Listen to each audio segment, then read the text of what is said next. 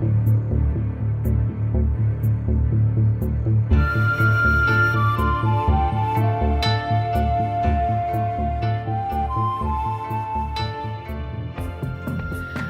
to Immunize Wisely on Pure Momentum Network. My name is Ingri Cassel, and I will be your host for Immunize Wisely. I am also the Director of Vaccination Liberation, a national grassroots network dedicated to providing information on vaccinations not often made available to the public so that one can make what we consider the only informed choice, complete avoidance and refusal.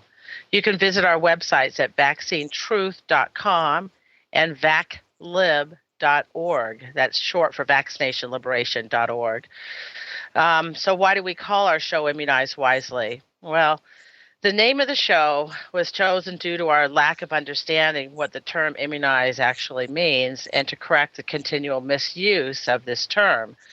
My older dictionary defines immunize as to render immune from poison or infection.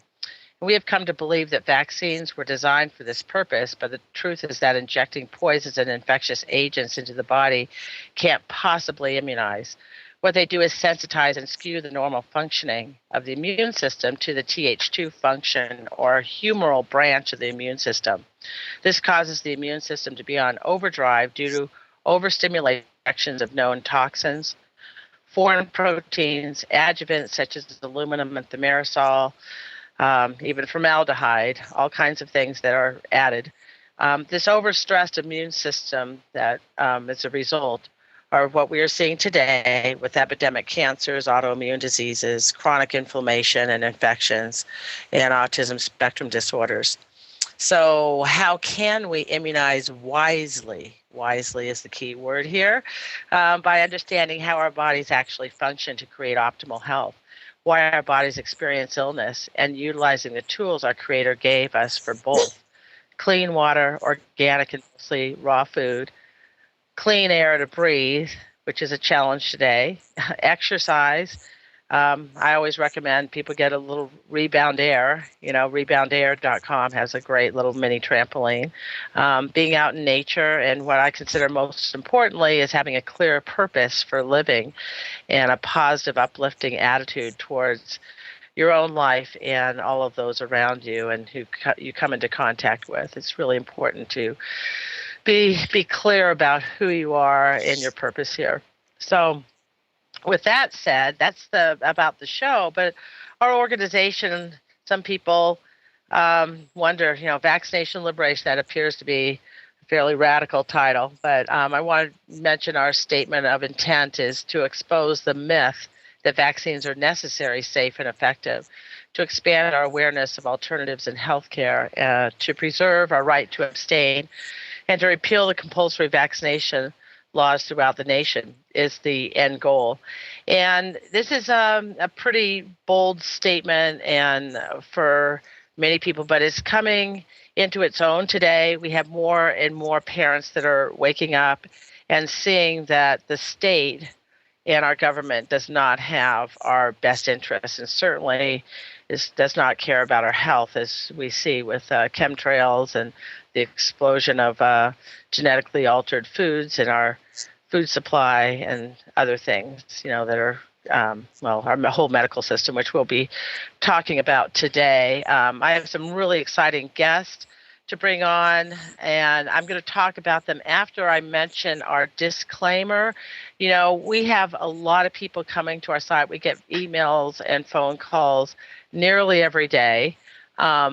People do find us, and in fact, it's how our guests found us, through our website. Anyone that seeks for exemptions to compulsory vaccination ends up finding us. But I want to just kind of be clear that we have to have a disclaimer for good reason, and so we have one on our website, and that's at vaclib.org, and our exemption pages, it's at the top of our exemption pages too, that are a mirror site that's easy to find is vaccinetruth.net. So we ask people to use our exemption pages and other information at their own discretion. We're all volunteer association. Our services are freely given, although we appreciate donations and parallel efforts of like-minded activists. We are absolutely not doctors or lawyers. We have no licenses to protect. Our work is for the purpose of assisting you in asserting your rights. We make no guarantee of outcome for your actions. Laws change frequently. Errors may occur. We ask people to double check with laws in their state, and they can go to our resource page to find someone in their state that they can, ask more questions of regarding getting their exemption. Because usually in most states, there's some point person similar to me. I'm in Idaho, and I'm one of the 2-point people in Idaho that people come to for questions in our state. So with that said, I want to also mention that we've had a spat of people lately that have used our pages and they just copy off a sample letter, and it's pretty obvious that it came from the internet. They fill in the blanks, where there's an underline, where there's a blank. They just fill it in like it's a form. This is not recommended. You have to own this material. It's really, really important that you educate yourself. And if you have any questions, please contact us. So, because we have an attorney in our midst that is very anxious to get plenty of business. He's not very interested, actually, in the laws changing, because he gets more business the worse it is. And he's really vilified our organization based on people not being very intelligent about using our pages, waiting to the last minute and just downloading a sample form and handing it in. And we've had more cases like that. So I just, want to give people a voice of caution and reason here. So I want to go right into these fabulous guests. Slayden Cross is, well, let me just tell you a little bit about them first. Our guest this hour is Slayden and Sharon Cross, just for the first hour, and they're from rural Georgia. In December 2012, their youngest son, then 2 years old, burned his feet outside, and it was serious enough that they took their son to a hospital emergency room for treatment. What followed at the burn treatment center is every parent's worst nightmare. Slayden and Sharon Cross have been married 16 years and have 3 sons. Both have advanced degrees in business and psychology, respectively, and are educating their sons at home. The Cross family lives in a rural area and considers themselves stewards of the land as planters, beekeepers, and fruit tree growers. So welcome to Immunize Wisely, Slayden and Sharon. Thank you. Thanks. Are you there? We are here. Yeah. So you heard me rambling on with my intro there, and you're relaxed and comfortable about sharing a bit of your story, because I wanted to mention that we put on our website, vaclib.org, that's VACLIB.org, your case. And if you go to the keyword index, which is at the top right of the home page, you can scroll down to the C's. It's like a dictionary, the keyword index, and you'll see CPS, and you click on the CPS index there, and you will see a case that prints out to 11 pages. It's a CPS case, the kidnapping and forced vaccination of baby Flint. So one can go there and see the full detailed story, but I'd like you to go ahead and share with our listeners today what actually happened that day. Just give as much detail as you'd like. Would you prefer I start with, the incident where he burned his feet, or once we were, arrived at a hospital? Yeah. Well, just, the whole thing. I mean, most people are going to go, well, how did it even happen? Are these neglectful parents? I mean, you certainly got that a lot. Yeah, we've gotten that some. Most people, when they hear the story, they pretty immediately realize, oh my God, that could happen to us, and they're not so quick to be judgmental or to make derogatory comments. Although the individuals at the hospital have since we've no longer been there and been released, have made some. But the situation began, I was in the house with one child, and my husband was out front with the two younger children, who was Flint 2 and another child that was 5 at the time. And Slayden was doing some seeds. He was taking some seeds out of flower heads. We dried the flower heads. He was removing the seeds so they could be planted. And the two boys were throwing the seeds in a small indention in the ground. And a few days previous, I think it was 2 days previous, Slayden had burned some leaves in that small pit. And there was actually debris on top of it. It was not smoking. It was not smoldering in any form or fashion. He had thrown dried materials on top of it. Nothing was burning. There was no indication whatsoever there was anything in there hot. And Flint, walking around it, slipped in slightly. It was very quick. Slayden was about 10 feet away on the porch where he was doing the flower heads, and they were walking over throwing the emptied flower heads into the small impression in the ground. And he slipped in very quickly and immediately started screaming. Slade, jumped up, ran and got him. I was inside. I heard the screaming, met them at the door. I knew it was something seriously wrong. Saw that his feet were slightly ashy, chalky from ash. And I said, I knew immediately, what must have happened. There wasn't much else that could have happened. We ran him to the bathroom, immediately washed his feet off. Slayden, of course, he was extremely upset, crying. I was upset. We brought him into the living room. Slayden immediately went and got some honey and started coating his feet with honey. I got some acetaminophen, to give him, hoping that would cut some pain initially. We kind of looked at his feet, assessed them, knew that it was serious. Immediately decided we would not take him to the hospital that is the most local hospital to us, because it is very rural. And I was already immediately concerned that it might require treatment at a burn center. So we decided to go to a hospital approximately an hour north of us that is in a much larger city. And I knew from that point, if he had to be transferred, it would be done much more quickly and without difficulty. And I'd hope that by going to that facility, they might have the capabilities of treating him there.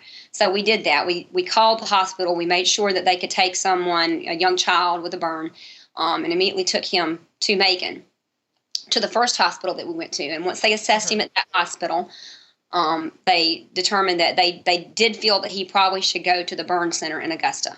So he was transferred to the burn center via ambulance. Slayden rode with him. I had the two other children. I had to secure them with family and grab up materials. I mean, we had nothing. We ran up there as fast as we could, the emergency room. So I had to get some clothing for the baby and just miscellaneous, just quickly grab some things as fast as I could. I didn't even come home. I actually dropped the children off at their grandparents and grabbed some miscellaneous clothing and stuff that I had scattered at their house for emergencies, and went running up to Augusta. So you want to tell them what transpired when you got to... What time was this? Slayden arrived approximately 10:30ish to Augusta. Yeah, the burn actually occurred around 4 p.m.ish, somewhere in that area. And then we went to Coliseum Hospital first, and then to the Doctors Hospital in Augusta, and I arrived there at 10:30 p.m. Both of these hospitals, by the way, are owned by HCA. But I didn't arrive. My father wound up going with me. He did not want me. It was about a 4-hour drive, and it was already quite late by the time I got the children to my parents' house, and tried to calm down, get them situated, and get on the road. So I don't believe I arrived at the hospital until about 1 in Augusta. Right, and so when I arrived at 10:30, they brought us in. We went to a room 617, and a nurse looked at Flint's feet and didn't seem too concerned at all. And she said, approximately 8 o'clock in the morning, a doctor will come in, a surgeon's assistant will come in and assess this, and you will most likely go into surgery early in the morning. And so now, after I spoke with that female nurse, another nurse, a male nurse, came in, and this one's name was Terrell Yelverton. And he took some history and I indicated he wanted to know what the vaccine history was, and I indicated to him there was no vaccine history. We don't vaccinate our children. And no, so there was no issue expressed at that time. And incidentally, when we went to the first hospital, his feet were cleaned, and Silverdine was put on his feet, and they were wrapped. And the question was asked, has he had a tetanus shot? I indicated no.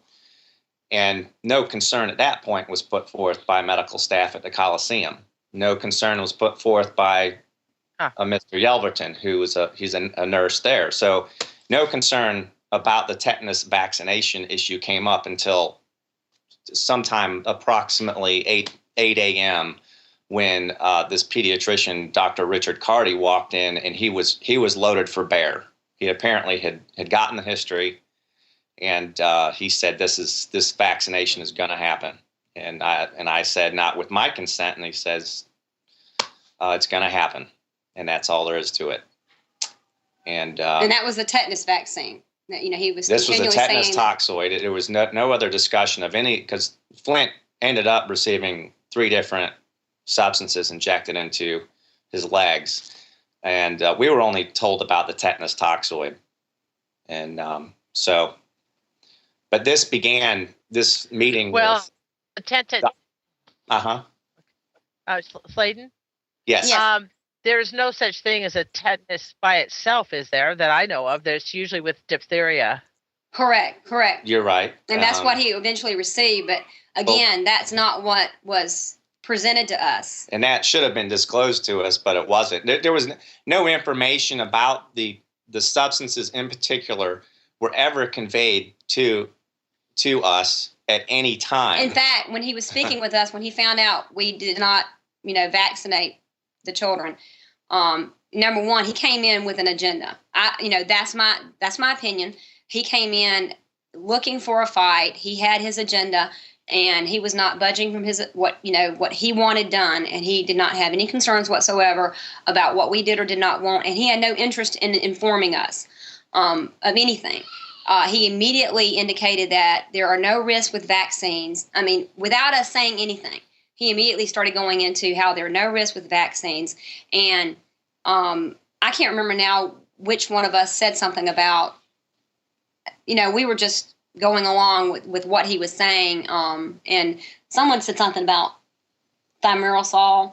And I asked him, what's in the Slayden asked him about ingredients. And he said, tell me about the vaccine itself. And he immediately, without being necessarily questioned about anything in particular, he immediately started saying, there is no thimerosal in this vaccine. There is none. It hasn't been in a vaccine since 2005. They quit putting it in there. Even though there was really nothing wrong with it being in there, it hasn't been in there.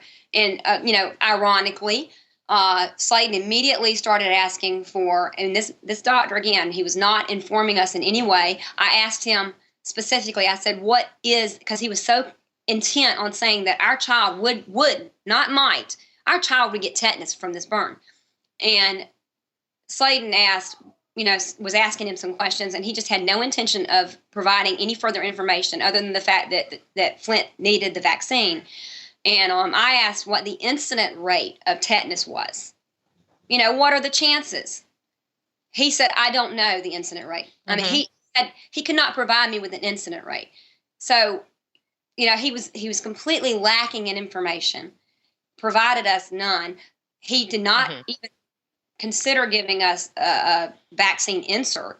Slayden asked for one. He went and printed some information off of Google for us, which, by the way, that information said very clearly there was thimerosal in the vaccine he was wanting to give us, which he had just told us unequivocally it was not present. So then on top, after all that, Slayden continued to ask for the vaccine insert. He had to go to 2 other nurses, not the doctor. He had to go to 2 nurses who finally, after asking for it multiple times, one of them said, I'm going to have to go to the pharmacy. And this was over several hours. This is over quite a while. Yeah. And they finally, from the pharmacist, obtained a vaccine insert to give to us. Yeah, we were, I got. During this time, wait. Let's back. Wait, Slayden. Let's back up. He was scheduled for surgery on his feet. Is that correct? And this was delaying surgery. That's correct. About 8:30ish in the morning. And that was confirmed by the surgeon's assistant at around that time, 8:30. He came in and had me sign a consent form for the surgery. That was at about that happen. time, and actually unwrapped Flint's foot to look at the one that was supposedly the worst one, because he figured if they could assess the worst one, then there was no point in unwrapping the other foot. And that PA for the surgeon came in and unwrapped the foot, had me sign consent forms, and said, "We'll get him down in a minute." And that's about the time that Dr. Carty came in. And after that, Flint did not go to surgery. And so I think even before this particular, I have to refer back to the doctor's notes, but I think even before the surgeon's assistant came in, there was a standing order by way of Dr. Carty to make certain that surgery doesn't occur until the tetanus toxoid is administered. And so, in this, we to this day have not been able to understand why surgery was delayed. Why wound treatment was put behind a tetanus vaccination, or why a tetanus vaccine supersede what clearly would be the best course of action, and that would be wound treatment. Right. So, and it. Oh no, it's quite outrageous. And then, I consider this case shocking, really shocking, because it was clear that the surgery was an emergency, and that needed to take place, and the whole surgery was delayed because of this fanatical, crazy pediatrician that was. Was he on staff, or was he just on contract with a burn center? He is a major player within that hospital. He is what's called, according to the website, the doctor's hospital, he's a leader. And so is the nurse that was involved in orchestrating this, fabricating this story that Sharon and I were kidnappers. Wow. It's a convoluted story that it's almost fantastical in the telling, and so much transpired in the few hours that between the morning when Flint did not receive surgery until that evening when they actually came in with the supposed court order for shelter care, and they took Flint and vaccinated him against our consent. So much transpired during that time. It's just unbelievable. And one of the things was that they were putting out all this suspicious ideation, paranoid ideation about what we were and weren't. Like maybe we weren't even his parents. That was written in notes, and how we were acting detached. Now this is after this hospital has been has definitely implemented an extremely hostile environment in which we're operating. We're traumatized. Our child is traumatized. We were functioning on no sleep, no food, and here they were, attacking us on every point. And then they called us in one of the notes. They called us detached. We're fighting for our child here, and they're calling us detached, which is a fabrication. It's a fabrication on the part of this nurse, because her notes corroborate the earlier notes made by Richard Carty, the doctor, he is a senior fellow within this organization. He has control and whatnot within the organization, and so does this nurse that was working with him to manufacture the idea that maybe we're kidnappers and that CPS needs to get on board here. And there's one other element that I left. One, now, when I had that initial conversation with Terrell Yelverton the night before our meeting with Dr. Carty, it was disclosed that we were uninsured or self-pay patients. Mm-hmm. And this becomes very important because about what I'm about to tell you is that'll get interesting. So after the situation with Dr. Carty and the physician's assistant. Small amount of time passes, and then the director of admissions for Doctors Hospital shows up, and he's accompanied by a patient advocate. And by this time, I had complained about the treatment we had received from Dr. Carty, and so this director of admissions shows up and he says he wanted to ask me a few questions, and I said sure. And he and I and the patient advocate left 617 and went into an adjacent room, and he said, well, I'd like to see your ID because I understand you don't want anyone copying it. And I said, well, that's right. I don't, there's ID theft concerns. And so I showed him the ID, my driver's license, and he looked at it, gave it back to me, expressed no concerns. And then he became very intent about the 5-page admissions document that I had signed the night before. And he said, you had made several strike-throughs throughout the document, and I would like you to sign a document without any strike-throughs. And I indicated, no, I'm not. Well, this kid's very interesting. Mm-hmm. Okay, Slayden, we're going to have to take a network break. Sure. And we're going to definitely continue back on this because this is where it gets interesting in the admission forms. You were listening to Immunize Wisely on Pure Momentum Radio Network, and I'm Ingri Cassel with our guest, Slayden and Sharon Cross. So we'll be back with more information about this very interesting case in Georgia. Stay tuned. Thanks for listening. Hello, everyone. This is Sophia Smallstorm inviting you to listen and share with me on Pure Momentum Network my show called Speed of Light. We are way too bogged down by darkness, heavy energy, and a sense of futility. We need to move into, literally, a new kind of momentum. Knowledge is one way to do this, and with knowledge comes freedom from the oppressive state of knowing nothing, which some people think is actually bliss. In my journey, exploring so many subjects and expanding my awareness of all that's going on, I have met amazing, wonderful, fascinating people. These are the people, researchers, many of them, that I want you to meet. They have taught me how to really see, and we have exchanged those ways of seeing together. I think this is really about coming together, how we come together in knowing each other and giving our friendship and support. Pure Momentum is a very different opportunity for me. It's just an inner feeling I have, and I'd like you to be a part of it.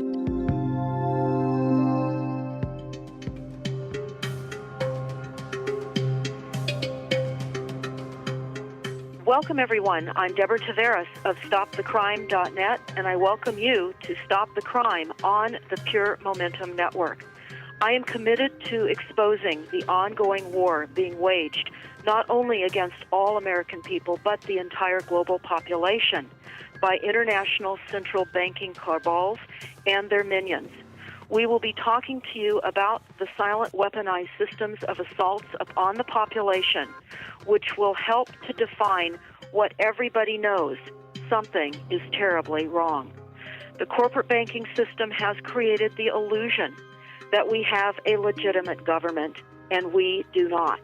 This corporate structure has gradually taken control of our country's economy, legal system, intelligence, military, scientific, and political operations. Only by understanding your reality will you be able to engage in solutions, and there are solutions. And we must engage. We must help others. We must live in right conduct and not be afraid. Visit us on the Pure Momentum Network and StopTheCrime.net. An amount necessary or sufficient to have a significant effect or to achieve a result. This is critical mass. Greetings, fellow organic beings on planet Earth. My name is Pamela Tartar. I host Critical Mass on Pure Momentum Network. My awareness tells me humanity is reaching a tipping point. A choice must be made. Either we choose continuing under ever-worsening tyranny, or we stand up in our humanity and create a new world of love, abundance, compassion, empathy, and all the human attributes and features. I invite you to join me as we explore who we are and find tools inside us, enabling us to stand tall and strong against the opposition. Now is the time. Pamela Tartar, Critical Mass.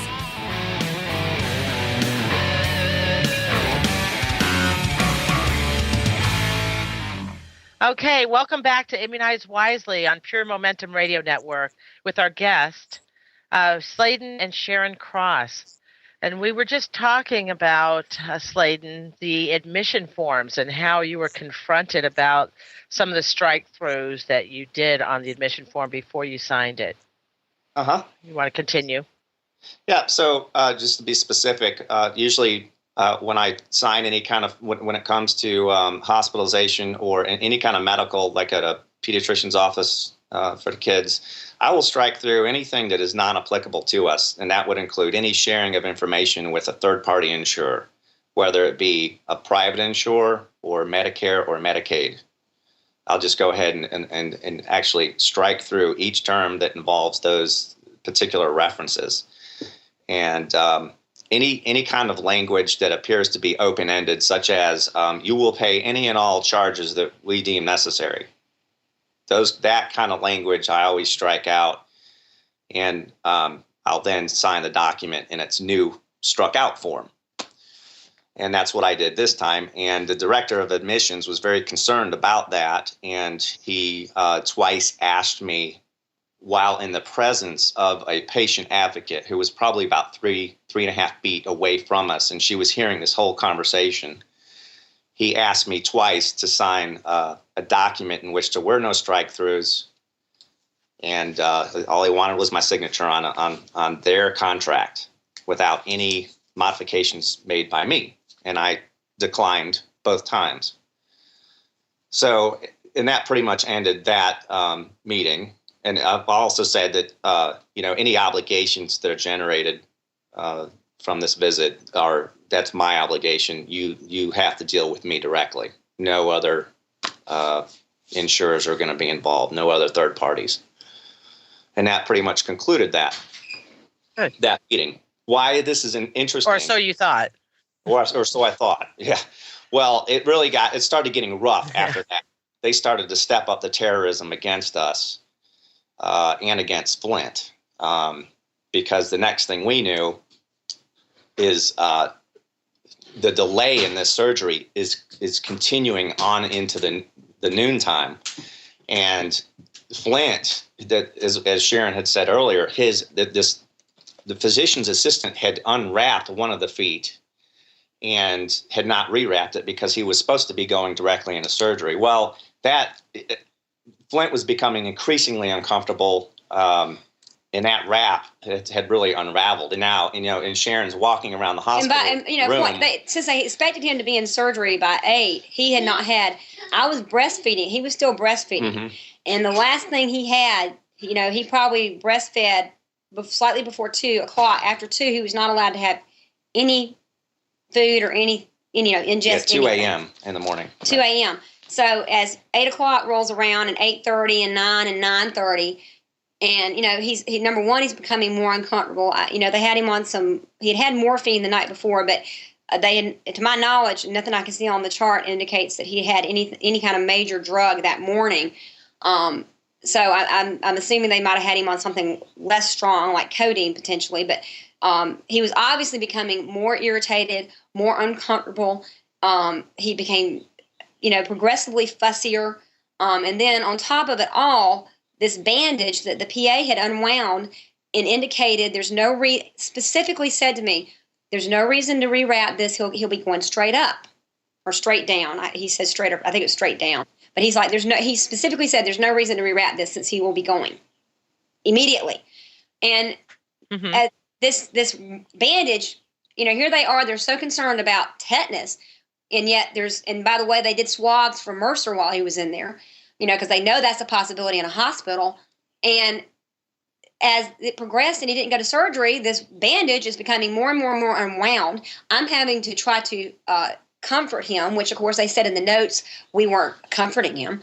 I was walking around with him, trying to soothe him, and as I walked around with him, holding him, the bandage became more and more and more and more and more unwound, to the extent that it was dragging all over this hospital floor. I mean, how healthy, how good is that? And by that time, I'm at my wit's end. I'm about to lose it. And, Slade, went and had to get someone to rewrap this bandage. And let me just point out, we're getting ignored at this point. Right. By this point, they're all in meetings discussing us. We haven't seen, the doctor came in one other time. I mean, he talked to us, hostilely initially for, I'd say 15 minutes, definitely no more than 15 minutes. I don't even know if it was that long. And then he came in for maybe another 3 minutes at one point. He said, the notes indicate you put honey on his wound. You might have given him botulism. I mean, just basically just berating us one end and down the other. About having maybe conferred botulism with honey through a burn wound. Right. Which was absolutely ludicrous. And by the way, they used honey at this burn. Slayden, I want to ask a question. Go ahead. Let me ask a question, because I find it really amazing for a small child. All he's had is some breast milk at 2 a.m. He's restless. They're not allowing him to have anything to drink or eat at all from 2 a.m. on. Is that correct? Well, he did have an IV. So the idea is that if you were on IV, you're obviously not getting dehydrated. But I'm sure if you've ever been on an IV, it doesn't necessarily make you feel, not hungry. I mean, it's not nourishment. Right. So he wasn't going to be dehydrated or anything of that nature. Right. But he's a 2-year-old child. And he was hungry. He was traumatized. Yeah. He knew we were being traumatized. He knew something was wrong with us. We were becoming more and more aggravated with the staff, more and more upset about him not being seen to. And he obviously cued into that. He was getting fussier. I mean, it was absolutely ludicrous. Yeah. Just ludicrous. And we were being ignored, honestly. We were totally being ignored. Slade, he got on top of it quickly. He had a patient advocate come in. That's the one and only time we saw a patient advocate. There was no advocacy for us at that hospital. Zero. We were like, these lone people. And I will point out again, something else that was overlooked by everyone who was saying we were, quote unquote, maybe not Flint's parents. My father was there. He had ridden to the hospital with me. He did not want me driving the back roads, in the early morning hours by myself. He rode with me to the hospital. He was there the entire time. This somehow was conveniently not told, apparently, from all the information we have at our hands. This was not told to CPS that the grandfather was there. The CPS was not told that I was breastfeeding the child.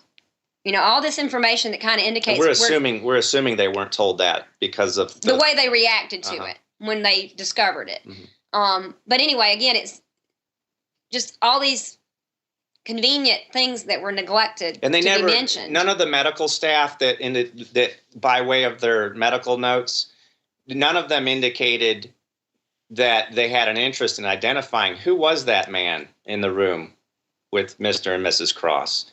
And who is Mr. Cross? None of them asked for my ID or Sharon's ID or her dad's ID. Yet throughout their notes, they are incredibly concerned that we may not be Flint's parents.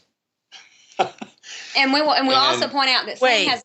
But they already took a picture of your ID. Wait, Slayden, back up.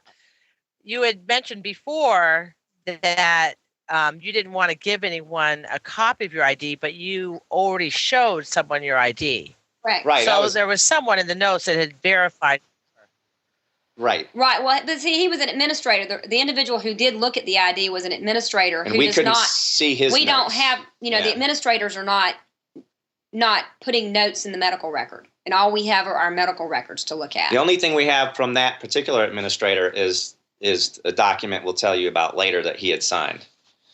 So there's no indication in the notes necessarily that identification was ever looked at. In fact, as later they actually called a sheriff's deputy, claiming that the ID that was seen, obviously it had to be seen, because then they were claiming that it appeared to be tampered. I mean, it was just more harassment on their part. They had us go into a room with a sheriff's deputy who said that it appeared number one, he started kind of indicating maybe we weren't Flint's parents, to which I indicated, what the heck does an ID prove about that? You couldn't show your ID and prove that you're your daughter's father. You know, I asked him if he had a child. He said he did. And I said, you couldn't prove you were your child's parent simply by showing your ID. So that, doesn't prove anything to y'all. But anyway, Slayden did subsequently show the sheriff's deputy his ID to prove that it was legitimate, which the deputy looked at it and, of course, immediately said, yes, this appears fine. Well, actually, just to clear that up, to be real specific now, I did decline to show the deputy. Initially, I said, am I involved in a criminal investigation here? Have I done something that you suspect is a crime? And he said, no. And I said, well, then I don't need to show you my ID. And so we went back and forth a little bit, and then Sharon said, well, would you all be satisfied if we just show you the ID? And the deputy Wren said yes, and I said, okay, fine. At this time, I was trying to end the whole interrogation because Flint had actually been taken to surgery, and we were in this little room that no one knew where we were, and I was very concerned that the doctor was going to get out of surgery and they were going to come tell us what was going on with Flint, and no one was going to be able to locate us because we'd been pulled aside to this separate little room. Well, let me back up real quick before we get to that meeting. Now, just before. Oh, wait! I know I have so many questions. I'm sorry, Slayden. Okay. I have to ask. I mean, everyone's going to be listening and going, "Oh my gosh, why are you not in the room with your child for surgery? How did they keep you from not being able to be in?" Well, we were in a surgical waiting room initially, which was is an open area. And so what happened is after this meeting with, just to back up a little bit here because we skipped a few steps, after this meeting with the admissions director and the patient advocate, where we refused the Medicaid, and he was wanting us to sign up for Medicaid as well. And I was like, no, we're just not going to go down that road. So a couple hours later, hour and a half later, this is when Flint is really becoming upset. His bandage is unraveled. I'm going to this nurse, X is her name, and I'm going back and forth, and I'm saying, we need to get this show on the road here. And probably the second time I told her that, it was noonish. It was 11-ish, 11:45 maybe. 11, and I said, this needs to happen now. We need to get him into surgery now. And she said, it's delayed due to the vaccine issue. And I said, the vaccine issue should have no precedence over this wound care. It needs to occur now. And this is the problem right here. He's uncomfortable. And so within probably 15 to 20 minutes from that point. Actually, we had another nurse come in. The nurse supervisor came in, and she indicated that, she lied, point blank lied, totally contradicted all the notes that we've since received, and said that, it has nothing to do with that. He hasn't been taken to surgery because there was a more immediate surgery that was required to be done. But it turns out that surgery that she was talking about, she went into great detail about it, and it was a surgery that required skin to be grown. Now, I don't know how surgery that required skin to be grown for the recipient, which takes quite a little while to grow, was an emergency situation compared to our child whose feet had been burned and had not been seen to. So that was all a large lie to cover up the fact that they hadn't gotten him into surgery due to the vaccine. Right. She was fully aware. This particular nurse was fully aware that Cardi... They very quickly after that got him into surgery. And it was after he had been taken, we sat with him in the pre-surgery, pre-op area for probably 30 minutes or more. And then once they took him into the actual surgery, I mean, he had to be intubated and, it's a sterile environment. We could not be in with surgery, in the surgery wing with him. We were in pre-op. And then once they took him in, we had to go to a surgery waiting room, which is where we were accosted by some CPS workers from Richmond County or some DFS workers from Richmond County. And then subsequent to that, we were accosted by a number of individuals at the hospital along with the sheriff's deputy. Tell them what the CPS folks said. Well, and what was interesting about the CPS situation was I was sitting in the waiting room. My father and Slayden had gone to get something to eat. At this point, it is close to noonish or somewhere around that time. And we have not eaten since lunch the previous day. So Slayden and my father went to the cafeteria to try to get something to eat. I really was not interested in eating, didn't really feel like it. I was hungry, but you're sick feeling. I mean, it's been a horrible, horrible situation all the way around, and the hospital has aggravated it. So I was sitting in the waiting room by myself, and someone points me out to these two women who come up and start talking to me, and they are Richmond County DFACS officers. And they inform me basically that if I don't consent to this vaccine, they will take our child. And I totally, absolutely thought that was the most ludicrous thing I'd ever heard in my life. How could someone violate my rights and take my child for a vaccine that I will not allow to be given to him? Right. And I told them that. And they said, well, and I said, are you threatening me to take my child if I don't do what you want? Is that what you're doing? And they're like, no, but our supervisor has told us that we are authorized to tell you that we can take your child if you do not consent to this vaccine. And then she went on to say something about, I can't remember now exactly what she said, but she said something to the effect of him not getting medical attention. And I said, what do you mean not getting medical attention? I'm in the surgery waiting room because he is in surgery. And she seemed completely flabbergasted by that. She looked over at the other CPS worker who she had introduced as being kind of a trainee, and they kind of gave one another the eye like, huh? New information. What? Yeah. It appeared as if it had been indicated to them that we were not allowing our child to have the surgery he needed because the vaccine had to be given prior to surgery. And because we were not consenting to the vaccine, we were willingly and readily, not consenting to the surgery that he also needed. When in fact, we had been busting our tails attempting to get him in surgery all morning. And they had been thwarting us at every attempt, attempting to get this consent for this vaccine. So apparently, as I indicated, the hospital was misconstruing the situation to DFACS at that point, at least from the indications I received from those two workers and the way they responded to me. And at that time, I proceeded to tell them, I was like, look, I am not an uneducated individual, and you're not going to be bullying me into doing something that I do not believe is in the best interest of my child.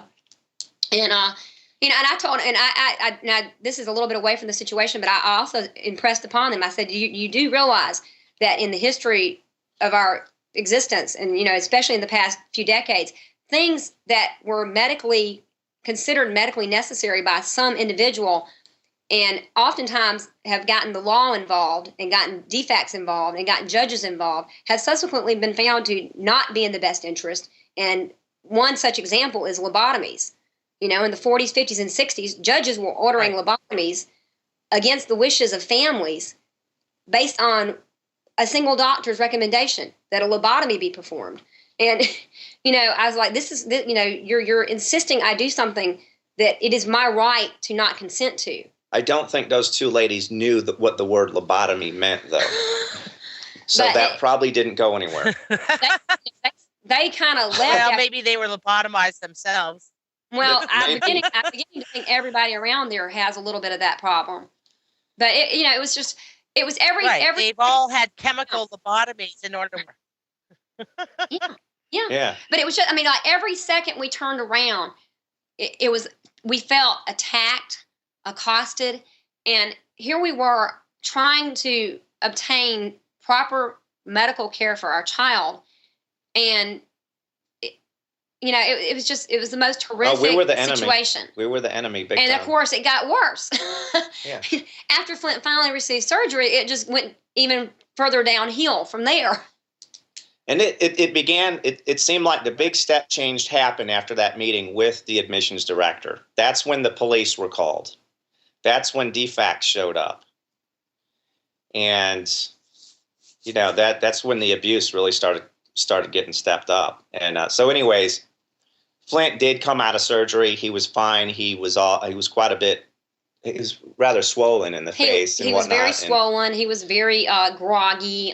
But it didn't seem like there were any complications. Everything seemed fine. And I will also say this. The hospital as a whole, even the nurse that Slade went to and said, why isn't he being taken to surgery? And she indicated that, well, he's delayed due to this vaccine issue. It has to be resolved. She indicated that Flint's burns, he had some second-degree burns, or he had mostly second, right? Mm-hmm. And it had just a little couple places that were more third degree. So it went deeper. And she indicated to Slayden at that point that his burns were really not that serious. Her words were, his burns are not critical. And that's generally the impression we got from the PA, the surgeon's PA, and from other individuals that, we were, obviously, they were serious to us. There's no question about it. We were extraordinarily concerned about it, worried. But, this is the burn center, and they took it in stride, and they, he had skin grafts applied to his feet. They wrapped him, during the surgery. They cleaned and debrided his wounds. Something else that transpired that we had, as we were in the surgery waiting area, there was a huge syringe of what turned out to be penicillin sitting there. And multiple individuals came by and looked at it questioningly and were like, and they said, what is this? And a few of them rolled their eyes and said, oh, that's orders from upstairs. This is, when they say that, they were talking about from the pediatric ward where Dr. Carty, was presiding. And apparently he had prescribed a huge bolus of penicillin because of the potential for botulism. Well, we can only assume. We can only assume that. Oh my gosh! Something that it was never discussed with us. We were never told that they were giving him a bolus of penicillin, which to me is important to know. I'm breastfeeding him. I want to know if, he suddenly starts having some kind of gastro issue because this was minor compared to his burns. Don't get me wrong, but I want to know what my child's being given at all points, at all times, because it impacts his health. Right. And a huge, I think it was 200 or 300 milligrams. It was 300 cc's. 300 cc's of penicillin bolus. Oh. And everyone in that surgical ward was rolling their eyes about this order being given, which to me did not give me much faith in the capabilities of the burn unit as a whole. And the knowing that this order was coming from this pediatrician and the surgery teams were rolling their eyes at him. It just doesn't give you much faith in the individual. At him or at the decision. And by that point, we had fired him, so we didn't really care. Yeah, that's something I failed to mention earlier was during this time after we had met with Dr. Carty and, this delay was occurring, I had told, I believe the first person I told was the nurse, Donna. There's several nurses involved. Donna Masters is the one I specifically told that Dr. Carty is fired. He is no longer allowed to oversee Flint. We don't trust him. We don't want him as our pediatrician at all in any capacity. And maybe that's why he stopped communicating with us, Sharon, is because he was fired. Although he was still making decisions for Flint. Right. But he wasn't communicating with us. Well, yeah, he definitely did. But he was still making decisions. This is because at that point, he had underhandedly sought to get state custody of Flint. So he was acting as though he had. Yeah. He was doing all this in the background, so he was acting as Flint's new guardian. Right, and at that time he still didn't have the authority to do that. But apparently, from what we have ascertained from things that were said in our court or later court hearing that the judge said, and things that we saw written in notes, he at a very early, probably as soon as he left our presence at about 8 a.m. when he came in and said that Flint would receive that vaccine with or without our consent, he had immediately at that point started into play. Contacting DFACS and getting that ball rolling. And apparently, the DFACS individuals contacted the lawyer for DFACS who contacted the judge and started conveying to the judge what was transpiring. So all this was ex parte and hearsay. And I don't know that she immediately wanted to make a move. I don't know what her reasoning, I don't know what was going on. But she indicated that she received many, many phone calls. So it wasn't like they immediately decided to take Flint at 8 a.m. or 9 a.m. or 10 a.m., but it was an ongoing thing throughout the day that there were calls going back and forth. And who was this woman? Okay, let me get real clear with some of these facts. So the main nurse that's communicating the several phone calls was this Donna mass. Was that right? We don't know exactly who was calling whom. I think that one of the social workers at the hospital was placing some of the calls. We do know based on the notes that Dr. Hardy was speaking directly to the DFACS supervisor here in Macon County who oversaw our case. Okay, and DFACS, let's get real clear. DFACS, not everyone knows that that's the Department of Family and Children's Services. Yes, in Georgia. Yes, in Georgia, they usually shorten it and call it DFACS. It's CPS everywhere. Well, more they actually, in Georgia, they distinguish between DFACS and CPS, although they kind of all work under the same heading. Yeah, they're all child snatchers. But yes, it's Department of Family. Well, this has been really interesting. We're actually, Slayden and Sharon, we're actually coming to the top of the hour, and I want to thank all of our listeners for tuning in to Immunize Wisely today. You can support this work by going to our main website, backlib.org, and locating membership there and books at the top of the page. We have books, tapes, and videos. But also, if you go to the books, tapes, and videos, we have a section where we have attractive business cards, vaccine fact sheets.